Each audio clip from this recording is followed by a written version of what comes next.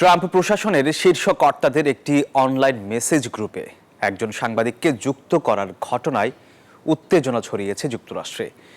একটি প্রতিবেদনে ওই সাংবাদিক লেখেন, গ্রুপটি ছিল ইয়েমেনে হামলার পরিকল্পনা সংক্রান্ত, যেখানে ছিলেন মার্কিন ভাইস প্রেসিডেন্ট, প্রতিরক্ষামন্ত্রী, জাতীয় গোয়েন্দা প্রধান, সিআইএ পরিচালক সহ আরও অনেকেই। এমন ঘটনা ন্যাক্কারজনক ও গভীর উদ্বেগের বলছে ডেমোক্র্যাটরা। কিছু রিপাবলিকানও তদন্তের আহ্বান জানিয়েছেন। সিগন্যাল নামে একটি মেসেজিং অ্যাপে ইয়েমেনের হামলা সংক্রান্ত একটি গ্রুপ খুলেছিলেন যুক্তরাষ্ট্রের ডোনাল্ড ট্রাম্প প্রশাসনের শীর্ষ কর্মকর্তারা।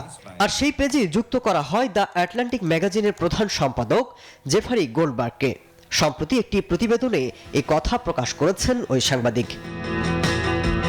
এরপরে যুক্তরাষ্ট্র সহ বিশ্বজুড়ে আলোচনা সমালোচনার ঝড়, কারণ ওই মেসেজিং গ্রুপে যুক্ত ছিলেন যুক্তরাষ্ট্রের ভাইস প্রেসিডেন্ট জেডি ভ্যান্স, প্রতিরক্ষামন্ত্রী পিট হেগসেথ, সিআইএর পরিচালক, জাতীয় গোয়েন্দা প্রধান তুলসী গ্যাবার্ট, পররাষ্ট্রমন্ত্রী মার্কো রুবিও সহ মোট 18 জন শীর্ষ কর্মকর্তা। এমন কর্তাদের যুদ্ধ সংক্রান্ত আলাপে একজন সাংবাদিককে যুক্ত রাখা মানে বড় ধরনের অঘটন। বলা হচ্ছে, এতে পুরো মার্কিন গোয়েন্দা এবং নিরাপত্তা ব্যবস্থাতেই একটি বড় গলদ, যেন বজ্র আটুনি ফসকা গোড়ো।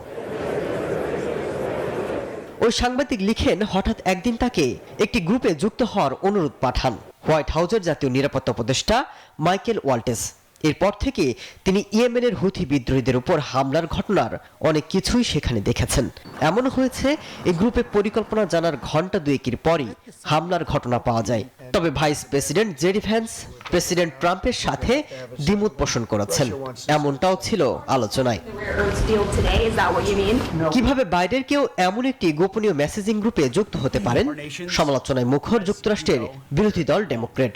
ক্ষমতাসীন রিপাবলিকানদের অনেকে তদন্ত দাবি করেছেন। তারা বলছেন, এমন ঘটনা ব্যাপক উদ্বেগের বিষয়।